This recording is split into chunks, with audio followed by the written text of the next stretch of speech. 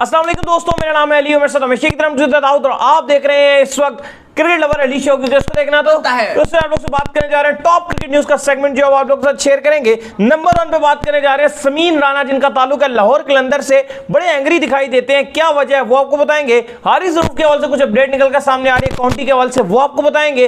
बात करेंगे नसीम शाह जो है वो बाहर हो चुके हैं, क्या रीजन बनी है वो आपको बताएंगे। आमिर की होने जा रही है भाई वापसी, कुछ खबरें आ रही हैं आमिर से रिलेटेड, वो आपको बताएंगे। बात करेंगे कि बड़ी पाकिस्तान को बड़ा हाईली प्रेस किया गया है एक बंदे की जानिब से, कौन है वो, उनके हवाले से आपको बताएंगे। बात करेंगे कि क्या एक और मिनी पीएसएल हो सकती है पाकिस्तान में रमजान के बाद। एक बड़े पीएसएल ऑनर ने आवाज उठा दी है, कौन है वो, उनके हवाले से आपको बताएंगे। और बात करेंगे कि सलमान बट अफरीदी के ऊपर गुस्सा है, पता नहीं क्यों, वो भी आपको बताएंगे। तो अगर आप हमारे चैनल पर नए और पहली दफा आए तो चैनल को लाजमी सब्सक्राइब करें और साथ लेके बेल आइकन बजाना भूलिएगा। तो बात का आगाज करते हैं नंबर 1 खबर के साथ जो हमारे पास आ रही है। तो सुनते नंबर 1 खबर निकलकर सामने आ रही है, वो खबर हमारे पास ये निकलकर सामने आ रही है कि समीन राणा, जिनका ताल्लुक है लाहौर कलंदर की फ्रेंचाइज से, उनका ये कहना है कि हमारे प्लेयर्स को तोड़ने की बड़ी कोशिश की जा रही है। क्यों भाई?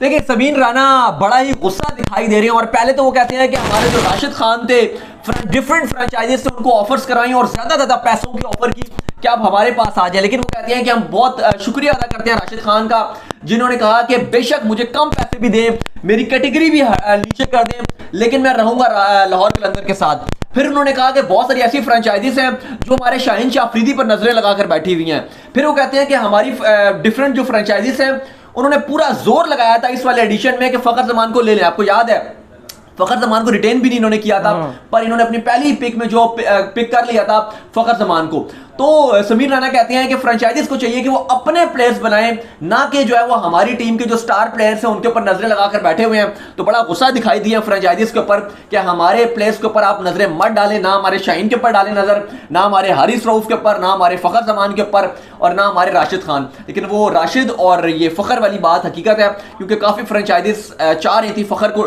टीम में लेना और राशिद खान को भी लेना चाहती थी। लेकिन at the end of the day जो है वो जारी बात है लाहौर कलंदर के साथ मुंसलिक रहे तो वो टूटे नहीं वहां से। अगली जो खबर आ रही है भजन, वो हारिस रऊफ के हवाले से आ रही है। तो बड़ा हाईली प्रेस किया जा रहा है हारिस रऊफ को काउंटी में, क्या वजह है जी?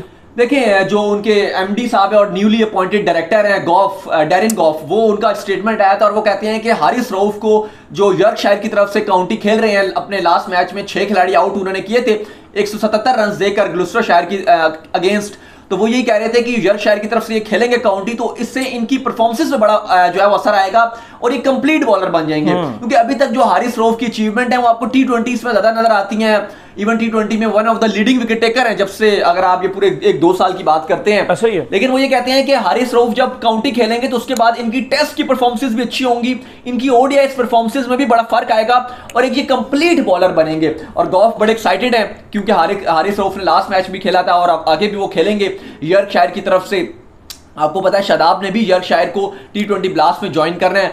तो गॉफ यही कह रहे हैं कि एक तो हमें भी बड़ा फायदा और इससे हारिस रऊफ को भी बड़ा फायदा होगा। इसके बाद जो अपडेट हमारे पास निकलकर सामने आ रही है जी, वो नसीम शाह के हवाले से निकलकर सामने आ रही है। तो नसीम शाह की जो बड़ी बैड लक निकलकर सामने आई है, बड़ा खुश हो के बड़ी सेल्फियां अपलोड करके वो यहाँ से गए थे कि मैं काउंटी क्रिकेट खेलने के लिए जो इंग्लैंड जा रहा हूँ। लेकिन वहां पर जो उनको कंधे की इंजरी निकलकर सामने आ गई है, जिसके बाद वो काउंटी से जो 2 महीने के लिए लगभग बाहर हो गए। भजन देखिए, बहुत ही अफसोस की बात है और नसीम शाह की हम आपको पहले भी अपडेट हमने आपको दे दी थी कि वो बाहर हो गए थे और वो अब उनकी फिलहाल डिटेल जो मेडिकल रिपोर्ट है वो आई है और तकरीबन ये पूरी काउंटी चैंपियनशिप से वो अब बाहर हो गए और वो नहीं खेल सकेंगे। अलबत्ता ग्लुस्टरशायर ने ये होप जाहिर की है और बड़े एक्साइटेड हैं कि T20 ब्लास्ट में ये उनके लिए अवेलेबल रहेंगे, लेकिन जो काउंटी है इसके लिए वो अवेलेबल नहीं रहेंगे। तो देखते हैं कि अब ये T20 ब्लास्ट में क्या परफॉर्मेंस दिखाते हैं। लेकिन अब नसीम शाह की छुट्टी हो गई। लेकिन दूसरी तरफ जो बड़ी खबर निकलकर सामने आ गई है जी, वो ये खबर निकलकर सामने आ गई है कि मोहम्मद आमिर जो है वो काउंटी खेलने के लिए अब जा रहे हैं इंग्लैंड। नसीम शाह को रिप्लेस करेंगे मोहम्मद आमिर 2 महीने के लिए। इसी फ्रेंचाइज की जानिब से वो जो है वो आपको खेलते हुए वहां पर नजर आएंगे। तो ये खबरें जो है बड़ी जोरों से गर्दिश कर रही हैं। देखिए, ग्लुस्टरशायर के साथ आज जो खबरें आ रही हैं वो यही आ रही है कि मोहम्मद आमिर का कॉन्ट्रैक्ट हो गया और मोहम्मद आमिर आपको दोबारा से टेस्ट में वापसी दिखाई देंगे। उनकी स्विंग बॉलिंग इंग्लैंड में हमें देखने को मिल सकती है, इन स्विंग आउट स्विंग, तो बड़ा ही मजे आने वाला है। 22 अप्रैल को मोहम्मद आमिर ट्रैवल करेंगे बरास्ता दुबई। दुबई जाएंगे और दुबई से फिर वो जो है वो इंग्लैंड के लिए रवाना हो जाएंगे और पूरे सीजन में जो है वो ग्लुस्टरशायर को रिप्रेजेंट करेंगे। रिप्लेसमेंट उन्होंने किया है नसीम शाह के लिए, नसीम शाह की क्योंकि इंजरी के बाद उनको शामिल किया गया। आज ही खबरें आई हैं कि आज ही उनका कॉन्ट्रैक्ट हुआ है, तो बहुत बड़ी बात है, बहुत ही गुड न्यूज है कि मोहम्मद आमिर के फैंस अब उनको टेस्ट में जो है वो देखेंगे। और स्पेशली मोहम्मद आमिर को मजा टेस्ट में ही आता है, जब वो लाल बॉल हिलाते हैं तो ज्यादा मजा आता है। देखते हैं कि मोहम्मद आमिर क्या परफॉर्मेंस दिखाएंगे, तो फैंस उनके बड़े एक्साइटेड हैं और बड़ी उनके लिए अच्छी खुशखबरी है ये। इसके बाद जो अपडेट निकलकर सामने आ रही है जी भजन, वो हमारे पास आ रही है रॉबकी के हवाले से, जिनका ताल्लुक है, आपको पता है कि उन्होंने यहाँ पर आए हुए थे, ये ऑस्ट्रेलिया दौरे के ऊपर जो है यहाँ पर वो मौजूद रहे, तो उन्होंने बड़ा जबरदस्त जो है वो इजहार किया पाकिस्तानी फैंस को लेकर, पाकिस्तान के ग्राउंड्स को लेकर बड़ा एक्साइटेड थे और वो कह रहे हैं कि बड़े जबरदस्त और डेडिकेटेड फैन है भजन यहाँ के। लेकिन रॉबकी को रिसेंटली ही England and Wales cricket board ने अपना मैनेजिंग डायरेक्टर बनाया है, एमडी अनाउंस किया है। और आपको पता है कि रॉब की हमने भी आपको बताया था कि अभी जैसे ही पाकिस्तान जब वो आए थे और वापस गए तो उनको डायरेक्टर बना दिया गया।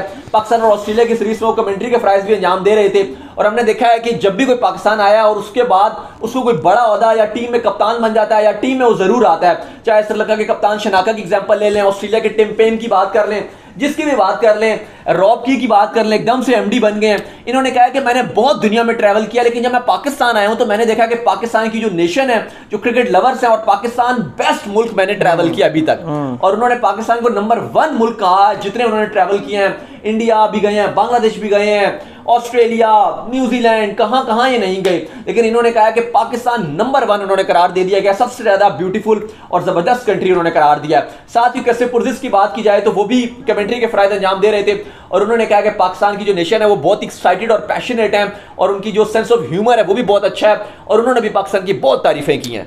इसके बाद जो अपडेट आ रही है जी वो आ रही है कराची किंग्स के ऑनर्स के हवाले से, जिनका नाम है सलमान इकबाल। तो भाई सलमान इकबाल ने यह कहा है कि फौरन रमजान के बाद पीसीबी को यह चाहिए कि एक मिनी पीएसएल जो है पाकिस्तान के अंदर करवा ले, ताकि जो पाकिस्तान के अंदर पॉलिटिकल सिचुएशन चल रही है उससे जो है वो लोगों का ध्यान हटे और क्रिकेट की तरफ लोगों का ध्यान आए। वैसे ये मैं एक बात सोच रहा था कि ये ऐसा बयान इन्होंने चले दे तो दिया, अच्छी बात है ये बयान देना, लेकिन जितनी पॉलिटिकल सिचुएशन जो है दिन ब दिन चल रही है, जो कुछ बिगड़ रही है, सबसे ज्यादा फायदा तो इन्हीं को हो रहा है। सही बात है, ARY हो गया, जियो हो गया, ये दो ऐसे दो तो इतनी टॉप पर है कि सोच आपकी ज्यादा रेटिंग्स ले रहे हैं और फायदे ले रहे हैं। लेकिन उन्होंने कहा है कि फैंस क्योंकि, और अगर आप आवाम की बात करें, वो कहते हैं बहुत ज्यादा एग्जॉस्ट होकर रह गई है, फ्रस्ट्रेट हुई भी है, तो बेहतर यह है कि रमजान के बाद जो है फौरन एक मिनी पीएसएल करवाना चाहिए। लेकिन मेरे ख्याल से भी आप अभी बल्कि आप करवा भी सकते हो क्योंकि टाइम है, अभी एम्प्टी टाइम है, वो खेल लो ना, वो जो आप अपना बाद में जो है आपने ये जब दौरा खत्म हुआ था न्यूजीलैंड का नेशनल T20 कब करा दो जो आपने उस टाइम करवाया था। वैसे भी क्रिकेट तो है नहीं, अच्छा उस टाइम करवाते हैं ये नेशनल T20 कब, जब आप बिजी होते हैं, इंटरनेशनल सीरीज होती आप इंटरनेशनल सीरीज चल रही होती हैं। ये 2 महीने ऐसे हैं जब IPL चल रहा होता है, सारे फ्री होते हैं और खेलने भी आपके लोकल प्लेयर्स ने सारों ने। बिल्कुल, तो आप ऐसे में अपना अगर आप नेशनल T20 कप करवा दे तो ज्यादा अच्छा, और आपके स्टार प्लेयर्स खेलेंगे भी और बड़े शौक से खेलेंगे और फैंस भी बड़े देखेंगे, फैंस देखने भी आएंगे, नाइट मैचेस होते हैं, फैंस देखेंगे भी प्रॉपर। आप ईद के बाद करवा दें, 1 महीना वेले हैं, दिसंबर में वो 2 महीने वेले हैं, 8 नहीं, अब तो 1.5 महीना रह गया ना। 8 जून से आपकी वेस्ट इंडीज के साथ सीरीज शुरू है, तो उस 8 जून तक तो आप वेले हो। वो भी 3 मैच है यार, उसके बाद फिर आप पूरा महीना वेले हो, उसके बाद भी वो 3 ही मैच है, क्या बहुत बड़े मैच है। तो आप कराएं इस टाइम पर जो है, उस टाइम के ऊपर बल्कि इंटरनेशनल क्रिकेट होती है, फिर उसके दरमियान में आपने जो है वो रखा हुआ होता है। बेहतर है कभी आप कुछ करवा दें, चले पीएसएल नहीं करवा सकते, वो मुश्किल काम है कि अब खिलाड़ी सारे आपके IPL में बिजी हैं, तो ओवरसीज प्लेयर का मुश्किल हो जाएगा, तो बेहतर ये लेकिन लोकल्स में एक अच्छा टूर्नामेंट करवा दें, T20 का आप तगड़ा वाला करवा लें तो फैंस के लिए अच्छी एंटरटेनमेंट हो जाएगी। जैसे लास्ट टाइम आपने कोशिश की थी और बड़ा अच्छा रहा था, लास्ट टाइम लोगों ने उसको बड़ा सराहा था, न्यूजीलैंड तब चली गई थी, लेकिन बहुत लोगों ने देखा था, टूर्नामेंट हुआ, बहुत मजेदार टूर्नामेंट था वो। इसके बाद जो अपडेट हमारे पास निकल कर सामने आ रही है जी, इसका फायदा ये भी हुआ कि जो आपके स्टार प्लेयर्स हैं आपको एक मौका मिल जाएगा, क्योंकि आगे T20 वर्ल्ड कप है, फिर उससे पहले एशिया कप T20 है, तो आपका फिर वो स्क्वाड इसी वजह से चेंज भी हुआ था ना, तगड़े खिलाड़ी हैं वो आप ढूंढ लोगे उसके अंदर, और स्क्वाड भी आपका इस वजह से चेंज हुआ था ना, आपके जो मेन प्लेयर हैं परफॉर्मेंस नहीं दिखा पाए थे, आपने उन सबको डाल दिया था, तो ना आजम कुछ कर पा रहे थे ना और कोई कुछ कर पा रहा था, तो फिर आपका सारा स्क्वाड जो है रद्दोबदल करके नए प्लेयर आए थे और नए कुछ प्लेयर जो है वो बाहर चले गए थे, तो इस वजह से आपने स्क्वाड भी तब्दील किया था। इसके बाद जो अपडेट आ रही है जी वो आ रही है सलमान बट के हवाले से। तो अफरीदी के ऊपर बड़ा उनका स्टेटमेंट निकलकर सामने, उन्होंने कहा अफरीदी एक बिल्कुल एवरेज प्लेयर थे और ये चाहते थे कि टेस्ट के अंदर जो कप्तानी है वो भी मुझे जो है मेरे से ले लें, और इसके लिए उन्होंने मेरे खिलाफ एफिडेविट भी जमा करवाया था।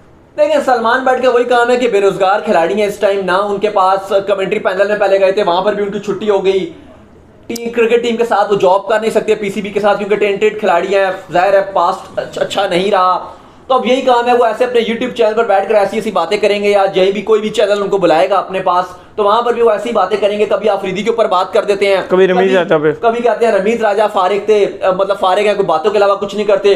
कभी प्राइम मिनिस्टर जो आपके फॉर्मर इमरान खान थे उनके बारे में कहते हैं कि इमरान खान को कुछ अता पता नहीं है, उनके बारे में कुछ भी बोल देते हैं। मतलब बस उनका यही काम शाम जारी है कि किसी के ऊपर उठाएं और किसी को तनकीद कर दें।